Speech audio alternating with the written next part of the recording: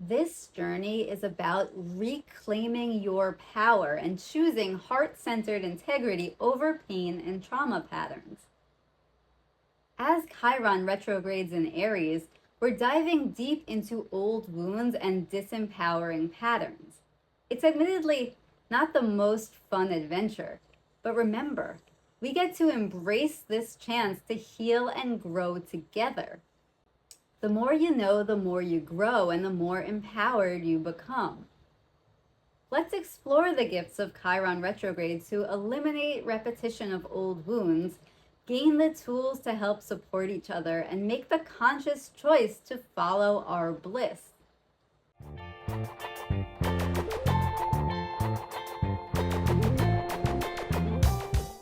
So today's episode is going to be a bit different, as it doesn't actually focus on a chart, but rather a specific transit that will take us through the end of the year. So if you're mildly interested in astrology, which I assume you are if you're here, you're probably familiar with Chiron, aka the wounded healer. To first understand Chiron energy, we can think about the Greek mythology around Chiron. Chiron was born a centaur. This was considered a deformity, and he was abandoned by his parents. Orphaned for a time, he was then adopted by the god Apollo, who taught him the art of healing, music, and also astrological prophecy. Chiron was able to transcend his rough beginning by using his wisdom as service. He became known as a master healer, gifted oracle, and a trusted mentor to others. Now, Chiron would not have become a master of the healing arts had he not experienced abandonment and ultimately a huge sense of unworthiness. It's the wound itself that motivated him to become the best version of himself and ultimately assist so many others on their journeys of healing.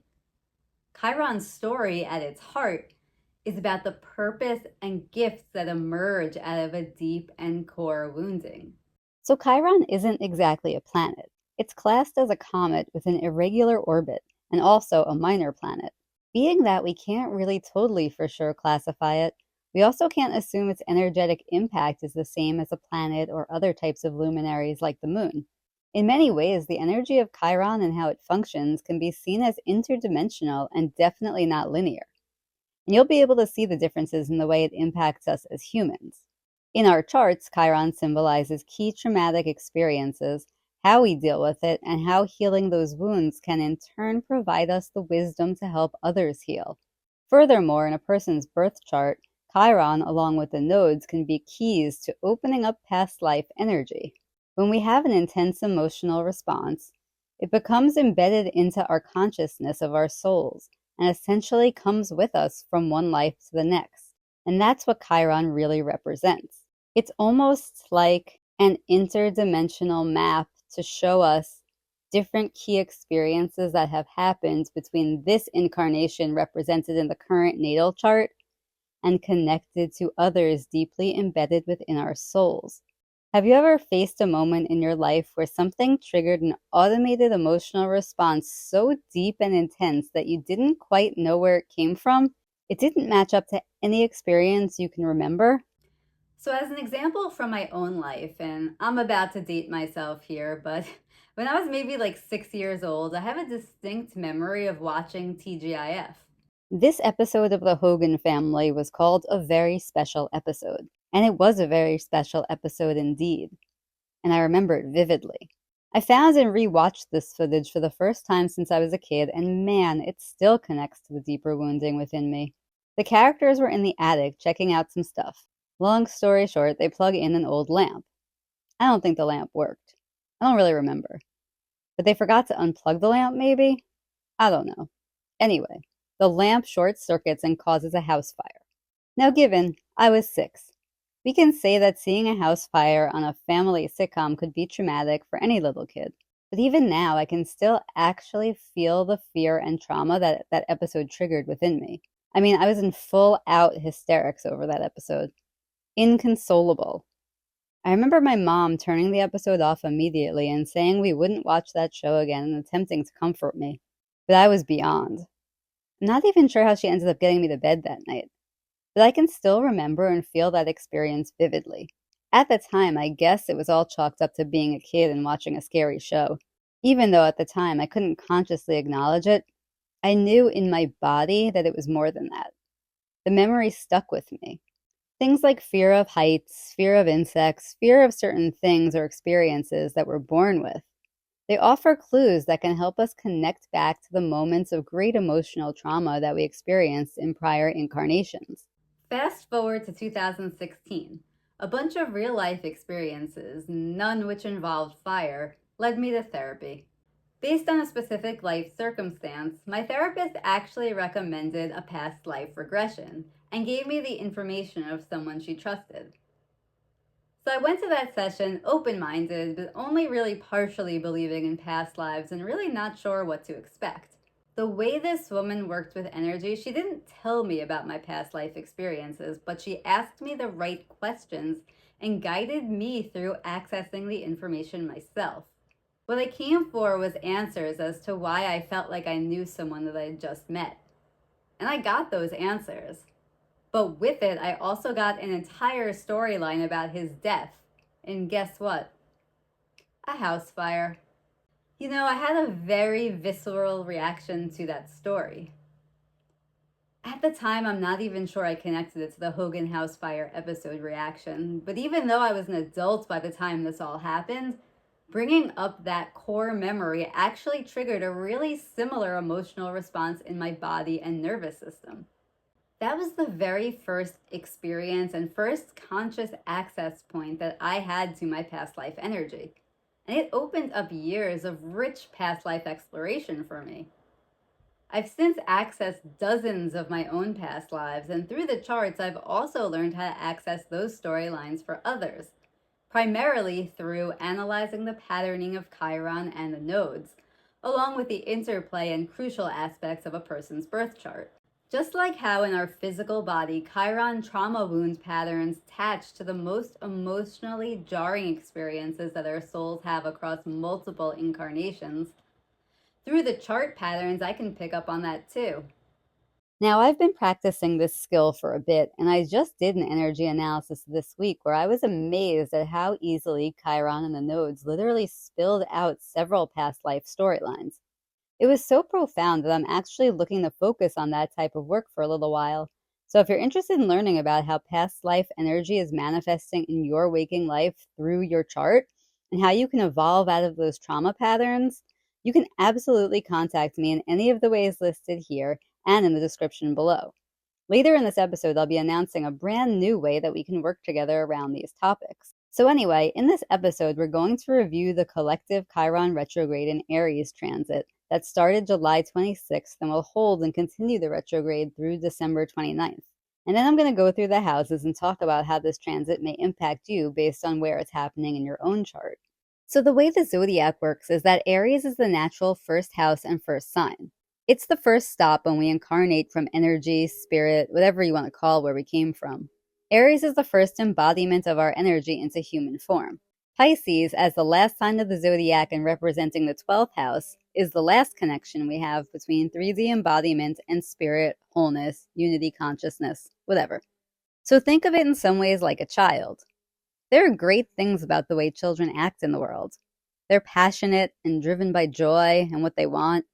They're fearless because they have yet to learn what can hurt them. They don't know how things work, so they have these beautiful, innocent viewpoints and curiosities and experiences that they learn by testing things out. They don't overthink it, but they may overreact. In many ways, Aries energy is just like that of an innocent child. So when Chiron transits Aries, we see themes dealing with trauma around empowerment, bravery, protecting vulnerability, passion, and determination. Since Aries is ruled by Mars, this fire sign is most responsible for our masculine fire and taking action. When Chiron transits Aries, we collectively work on healing our confidence, questioning the authenticity of our warrior nature, like what are we really fighting for? And generally speaking, it's about taking our power back. How timely for this specific transit to overlap Pluto's shift from Capricorn into Aquarius. Lots about that on last week's episode. Check it out.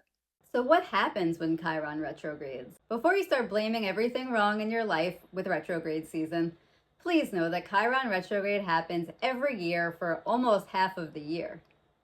It doesn't have as much of a direct energetic hit as a Mercury retrograde, which, by the way, is just a few days away, because that's a personal planet much closer to the Earth. So its biological and electromagnetic impact is literally closer to our physical body than Chiron. During Chiron retrograde, we may be more introspective about our healing and unresolved issues. Collectively, that might not be the worst thing for citizens of the US, considering how the fire of our personal empowerment has been snuffed out, how we've accepted certain control systems around government, religious freedom, capitalism at all costs, and the ways we've been manipulated to be separated from each other for way too long. Facing this tension isn't always comfortable, but perhaps we're not quite mad enough. Even our Aries warrior nature has been snuffed out and pitted against each other, rather than collectively organized and pointed towards the real problem. The control systems in power that are pulling the strings. The wars we are supporting that perhaps don't even represent the beliefs the majority actually hold. The money spent on weaponry rather than healthcare. The energy spent on keeping the rich richer and keeping everyone else on the bottom and divided. Is this really your American dream? The American dream is killing me. The American dream is killing me. When it's all double talk of conspiracy. The American dream is killing me. Is it any surprise at all that this energy holds all the way through the election season this November? America has a lot of unresolved issues and traumas that we keep ignoring and cycling through. And those who aren't ignoring it outright aren't collectively empowered or strong enough on their own to impact it significantly. Partially because we are constantly being pitted against each other for the specific reason of keeping our collective power snuffed out.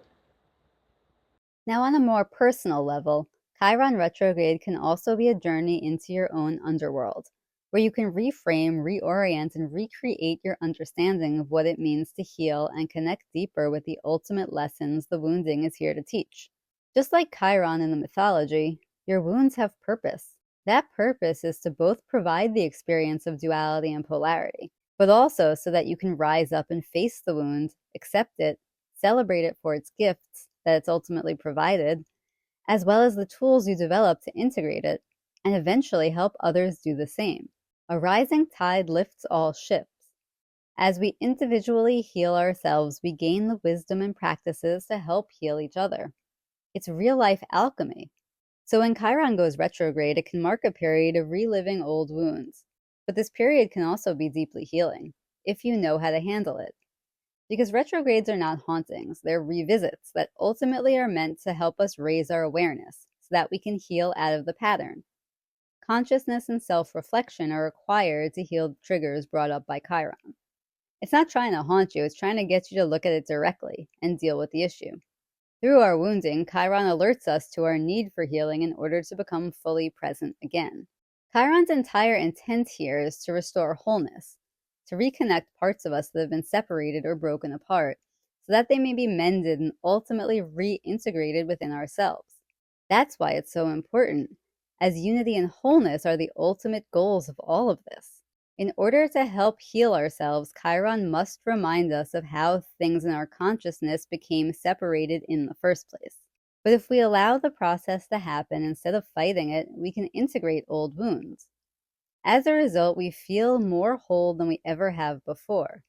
We can really heal with newfound wisdom and gratitude, thus breaking the pattern and simultaneously helping us build the pathway that we can lead others down to heal themselves as well. When we heal ourselves, we then heal each other, and we have to heal ourselves first before we will be able to heal collectively and right many of the wrongs that society has. I'll give you an example of how that process manifested in my life, and then we'll get into what this particular transit looks like based on which house it falls in within your chart. So anyway, 13 years ago, my only child was born nearly 2 months premature. What should have been the happiest day of my life quickly became the scariest. I was rushed into emergency surgery, almost needed a hysterectomy, and lost over half of my blood and almost died on the surgery table. I was so unwell that I actually didn't meet my daughter until 48 hours after she was born. That's 2 whole days of her life. It was hands down the most traumatic thing that has happened to me in this life. And man, did it mess me up. After her birth, I suffered a great deal of postpartum depression and PTSD. I was very messed up in the head. I was completely emotionally detached for well over 2 years after my daughter's birth. So I did traditional therapy. I tried Reiki, meditation, acupuncture. I dove headfirst into healing modalities and metaphysics. And I also rekindled my affinity for live music, which was always something that had a really strong connection within me and really helped me integrate presence into my physical body. It took a lot of healing for me to get back to myself, trust my body, and my emotions again. At the time, I was healing from the wounds of the trauma around birthing my child. I was sad and mad and upset that I had one of life's most precious and celebrated moments literally stolen from me. That my body seemingly failed me. That I barely enjoyed her first 2 years because I wasn't able to really connect to my emotional body. And not gonna lie, it haunted me for quite a while. If I heard songs that played during that time of my life, especially the month after she was born when she was in the NICU, I was heavily triggered and my nervous system would literally go into panic mode. A special shout out to any NICU parents watching this. No one tells you how traumatic those nights are when you're home but your baby isn't. Your body is literally telling you to go get the baby, but the baby isn't there. It's a uniquely difficult trauma. Luckily, in time, we did both end up healthy, but my deep gratitude for that doesn't devalidate the trauma I experienced. But eventually, little by little, all of the work that I did to heal, it started to make more sense. All of those tools I gained, the way I was able to connect and talk to other parents going through traumatic births, the way I was able to use the tools, expand on them, and apply them to other parts of my own life that needed attention. And then help others make more conscious choices in their own life. All of it led me to exactly who I am today. Without that wound, I wouldn't be here making this video right now. I wouldn't have the tools that helped me so much and that I'm now also utilizing to help others. And now the story of how I almost died giving birth, it becomes my hero journey rather than something that keeps me scared and stuck in toxic trauma patterning.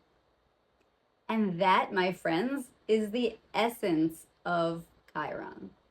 So back to how this Chiron transit might impact you. I'm going through all the houses and talk a bit about its impact and things you may experience along the way. If you're super familiar with your chart, just think about the house Aries is in, and you can follow the guidance from that house. However, I recommend listening to all of the houses because our charts include aspects and energy flow. Nothing is particularly compartmentalized. The themes may play out greater based on your particular placement, but chances are you will be touched by this transit in a number of ways. So the way this transit interacts in a house where one of your planets heavily aspects your Aries house may also offer you clues and wisdom even if Chiron itself is not in that house. If you don't know your chart, I personally use astro.com. You put in your birth date, specific time, really important, especially for the house placement, and your place of birth. You can run a basic chart and look at what house Aries is in. Or if you like to play around, you can also add in today's date and click on the with transits, and you can see where it is against your birth chart by looking at the Chiron symbol in green around the outside of your natal chart. Either way, you will get the answer and can follow along. If you want more help with this, I've been called to create a brand new offer, and I'm so excited to share it with you. I found my extensive written readings can be a lot for someone to take in, but at the same time, I personally channel the information best through writing. So instead of offering a purely written analysis or live Zoom video analysis, which can sometimes barely scratch the surface of your chart, I would absolutely love to create a personalized video series of a reading of the different parts of your chart, structured just like these episodes and personalized just for you. That way it's less reading. You can listen at whatever speed at your own pace, and you can refer back to it as needed. The guidance is yours forever. Get all the juiciness of the chart reading and the on-screen visual guidance designed to follow along with the reading. Now, it takes a lot of energy for me to create these, but I think it combines the best of my abilities in the most digestible way for you to understand, visualize, revisit, and follow the evolutionary wisdom of your chart. What do you think? Comment below if this is something you'd be interested in, or if you actually just don't want to wait, check out the links in the description below. To be one of my first video analysis clients, I would be so honored to read for you and guide you in this way. Anyway, back to Chiron retrograde in Aries through the houses. So the first house is the natural placement of Aries. For you, this Chiron retrograde will generally be pretty pure to the ideas that I spoke about regarding the collective Chiron retrograde. Mainly, I think the themes of trauma patterns around your identity and who you know yourself to be may be coming into question. It could be around finding your inner power. Or it could have you questioning what is truly worth fighting for. Are you being valiant because of the courageous need to protect vulnerability? Great. Or are you actually fighting because you're scared of experiencing something? Is it worth the fight? Additionally, since Aries is the point of separation from Source, I think a lot of people have energetic triggers of abandonment wounds there that maybe they can't even properly place because the original wounding was actually not mom or dad or a romantic partner abandoning them. The wound came from being separated from wholeness and Source. I think most people carry around a bit of that wound regardless of your chart. Until you become aware and accepting that this process has purpose and that your soul very much chose and wanted this mission to learn more about itself. So displaced abandonment fears may come up heavy during this transit as well. So before I analyze the second house, I want to showcase why it's worth listening to all of the houses and connecting the dots, especially if you're not super deep into astrology. Because while we compartmentalize these archetypes, signs and planets showcasing their energies, in our actual charts, the placements and aspects all blend together to tell a deeper, richer, evolutionary story that I'm so grateful that I've learned how to read and crack the code on its wisdom. So for me, this transit is happening in my sixth house. However, what I'm about to say for the second house applies greatly because my natal Chiron is in Taurus, which rules the second house. At the same time, I have transiting Uranus retrograde crossing and poking at my natal Chiron. So Taurus-related second house traumas are coming up for me hardcore right now. That doesn't mean I also concurrently won't experience the transiting Chiron in my sixth house. It just means that the way it shows up in my life is completely relative to my specific chart. So if I skipped and listened only to the sixth house, I may be like, oh, that doesn't resonate. But because the more significant action is happening in my Taurus house around my natal Chiron, the second house energies are coming in hot in the moment. So the second house deals with self-worth, earned income, quality of life, and manifestation. When Chiron retrograde in Aries is in your second house, you may experience a challenge of money issues. It's important here to look at a lot of factors. Most importantly, is money itself dictating your life and self-worth? If so, why? If Aries is in your second house, you probably have a rich power to manifest abundance and a high quality of life. Are you empowered by that? Are you able to use that power in a giving and loving way? Are you willing to slow down and be persistent to manifest something truly amazing?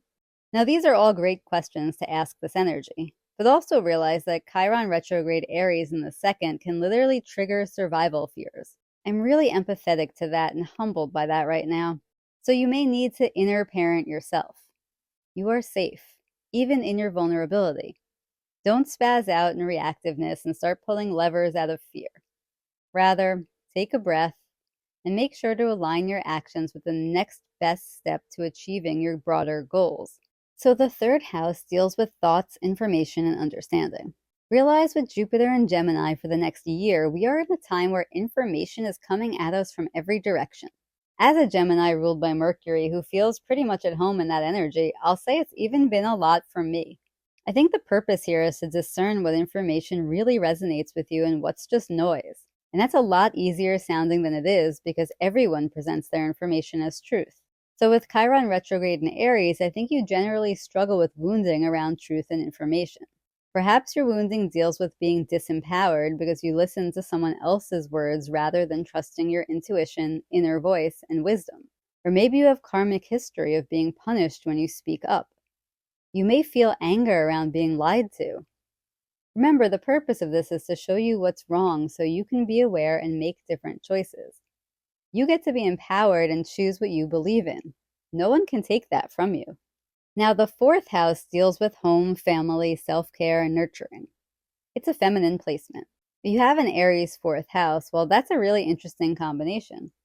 I think you may find a lot of bravery in protecting vulnerability, even if maybe you find it a bit harder to be a nurturer, depending, of course, on other aspects in your chart. Chiron retrograde Aries transit in the fourth house may have you confused about what action to take. It may be bringing up situations that have fostered codependency in the past, because it's asking you, will you choose your bravery and be empowered here? There's battle between feminine and masculinity here too, so if you're confused, it's okay. Be patient with yourself, and I know that can be hard for Aries energy. Take it slower. Try not to reactively go off the deep end in self-abandonment, nor self-hatred or anger towards others. It feels like this is an inner job where you get to choose yourself and nurture yourself, because perhaps the message of Chiron repetition here is showcasing times where you abandoned yourself. Awareness gives us the gift of choice. So the fifth house is about creativity, heart-based passion, inner child. Like Aries, the fifth house is fire energy, just integrated more through the heart space. As an Aries fifth house has a lot of potential to be spicy. Chiron retrograde here isn't exactly trying to tame the fire, but rather direct it towards heart-based ventures, and perhaps pull you out of ego-driven empowerment. So all those questions we've been asking about the source of your empowerment and about the why behind your actions or reactions, the fifth house wants you to see if that's aligned with your heart, protection without trapping your inner child, and allowing your creativity to flow and shine through. If you're becoming disempowered because your actions are coming from a place of wanting others to like you, well, maybe there's more to look at around your true intentions. The sixth house is presence and being in the body, using information for alchemy, righting wrongs, and organization. With Chiron retrograde in the sixth house, Aries, you may feel reactive around not being able to fix problems immediately. There is disempowerment associated with not having full control over certain aspects of life.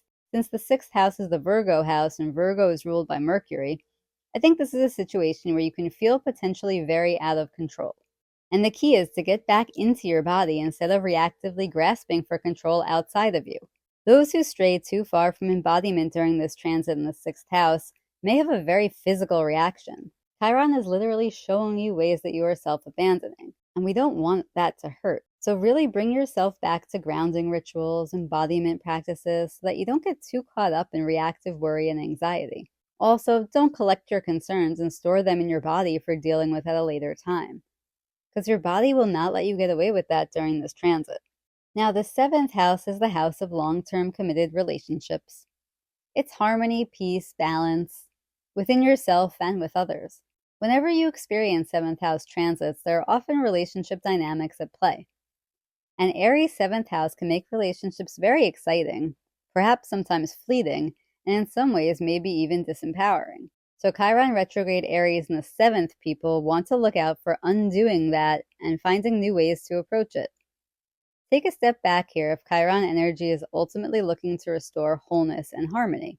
It's showing you issues around your relationships before you react. Take note of how there's an imbalance that's trying to get your attention. Perhaps you have a history of codependency or the other end of the spectrum, especially with Aries 7th house.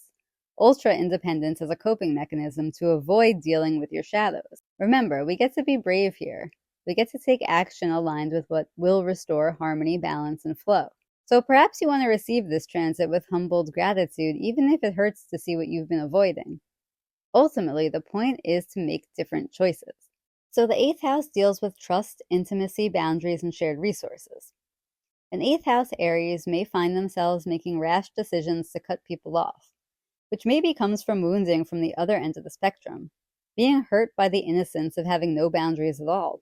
An 8th house Aries may make harsh, reactive decisions about their relationships. If you have Chiron retrograde and Aries transiting this house, I'm sorry, but it's probably going to bring up shadows around trust in others and trust in yourself. It's really going to ask you to dig deep and reevaluate any trauma-based actions. But remember, the point isn't to haunt you. which it definitely may feel like in this house. The purpose is to try and bring light and awareness to what's really motivating you, especially if that motivation comes from unhealed wounds and trauma. This is the house of excavation. It might be uncomfortable, but ultimately we want to unearth these deep wounds and traumas and apply healing to them so that we don't repeat the cycle. And from that, we're able to recognize and help others do the same. Wisdom, philosophy, beliefs, and higher learning, travel, and adventure are all ninth house energies. With an Aries ninth house, you may love taking that unplanned trip or signing up for a course on a whim. You may indulge in a general thirst and passion for learning. As Chiron retrograde transits this house, you may be asking yourself, is this thirst serving you through expansion of your beliefs? Or if you're actually using these actions to avoid something. Are the stories and beliefs that you tell yourself empowering? Do you want to learn more? Or is it a coping mechanism to keep you busy? Be real with yourself. True empowerment comes from your ability to change and grow out of old stories. Make sure your actions and passions are aligned with flexibility to expand your awareness. 10th house energies include accountability, decisions, life purpose, career, and structure. Aries in this house could sometimes feel like a blessing because being excellence and achievement driven can be deeply empowering. But it also may feel like a curse when reactiveness throws you in a different direction. As Chiron retrograde transits this house, you may see a repeat of questions around your career or structure that dictates your life. How are they serving and empowering you? So many feel disempowered right now over the structure of our society. So, if you're feeling that, we're all in it with you. And it's very real. But I think what it's trying to tell you in the 10th specifically is to reevaluate if your pursuits of excellence are aligned to the greater goals you're moving towards as an actual human, and if that supports a better, more empowered collective humanity. One thing about this energy is that it's showing us how far apart and divided we are. The way we fix that is through acts of unity. So maybe look at the structure of your life under this lens and see where adjustments can be made. Aries is more of an independent-driven energy, so if you have a chart where it falls in the 11th house of belonging, friendship, and community, you're probably curiously exploring how you fit in with community and the polarity of staying individuated, but also acting on behalf of unity and collaboration. There's probably an ebb and flow here. As Chiron retrogrades transits this house, it may bring up questions on empowerment and leadership dynamics. Where do you lead and where do you participate? How do you not get engulfed by the group mentality, but also allow yourself to be open to new ideas? There may be a testing of group dynamics altogether. Some friendships and communities may begin to pull away. If that's happening for you, take a breath and ask why. It may be uncomfortable, but chances are it's trying to show you some way that you've been disempowered by the group dynamic. That doesn't mean you need to isolate or alienate yourself as a reactive result.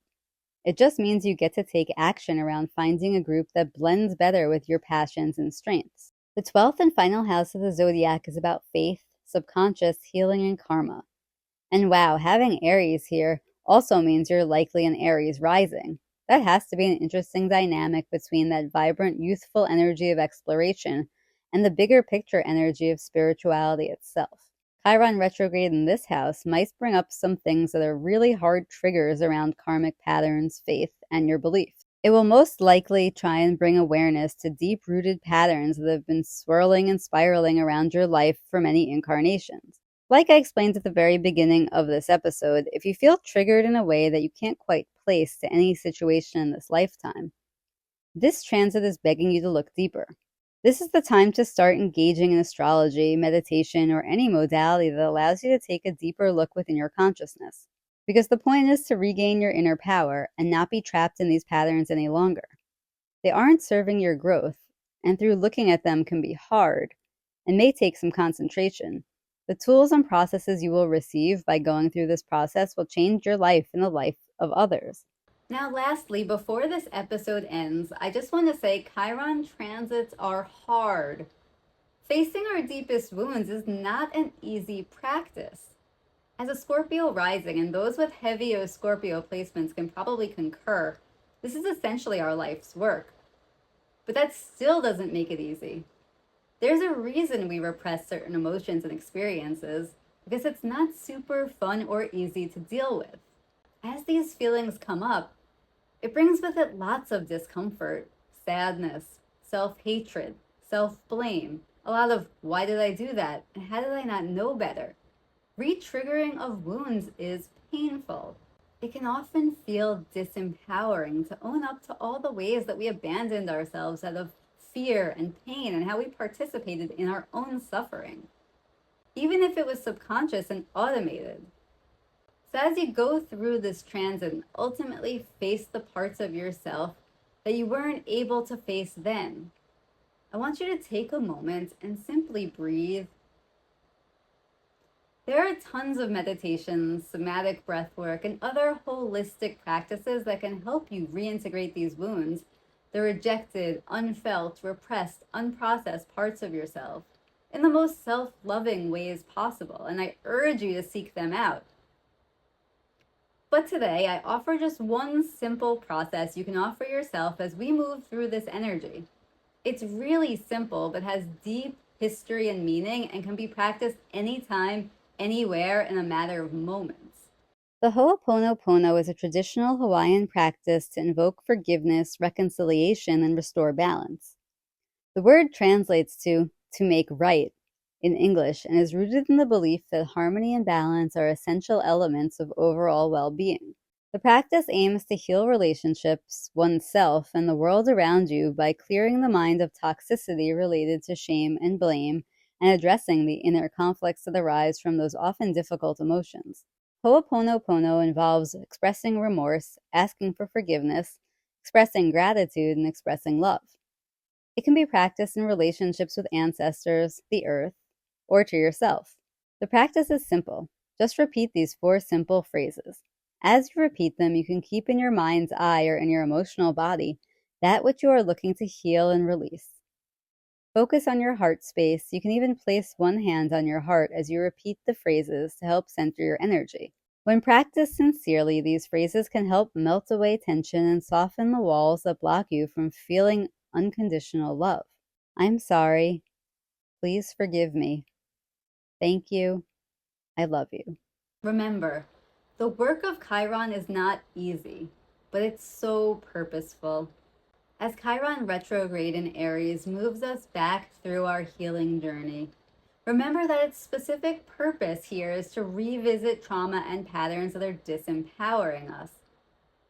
But it's not trying to haunt us. The more we are aware and take our power back, the greater our ability to choose actions that align with integrity and our hearts, rather than pain patterns. We have the honor to do that as individuals for ourselves. And symbiotically, the tools and wisdom we gain from that process then gets used to help others. When we heal ourselves, we gain the tools to heal and help others. The empowerment of society and ultimately humanity and its healing potential, it matters. If you're here with me on Earth right now, we all on individual levels matter and we all contribute to the greater healing of humanity. That's unity consciousness. We are here to live out this polarity, but we are also here to realize we have a choice. And that choice could and should be to follow our bliss, not to be slaves to an economic system, disciples to a religion, or soldiers of a war that has just as many karmic loops and toxic patterns as Chiron itself. And like many of us Gen X, Xennials, Millennials know, sometimes the knowledge of Chiron can hurt a bit to revisit. But in this case, knowledge is power. So Let it flow, 'cause it won't stop. thank you so much for watching this episode. I hope the information contained here resonated with you as much as it did with me. I hope it offered some guidance and some navigational depth for the current energy pocket we're in. Hopefully this series gives you a feel for how I read charts and how this information from your own chart could potentially help you identify and approach strengths and patterns within your own life. Interested in your own energy analysis and guidance session? Comment below, reach out directly via DM or email, or visit my site, sunmoonrisingshop.com. where you'll find my contact info, self-service written astrology energy analysis, fun astrology merch, and more. For daily content linking the astrology to aspects of grounded healing and real-life applications, follow me on Instagram at sun.moon.rising.bliss. And for more energy guidance, readings, as well as guided meditations to help wire in these energies, like, comment on this video, and subscribe to this channel. Once again, sending out gratitude for any support you'd like to offer for alignment with my greater mission of service to others. Thanks for listening, believing in me, and having an open mind and heart. Much love and let it flow, 'cause it won't stop.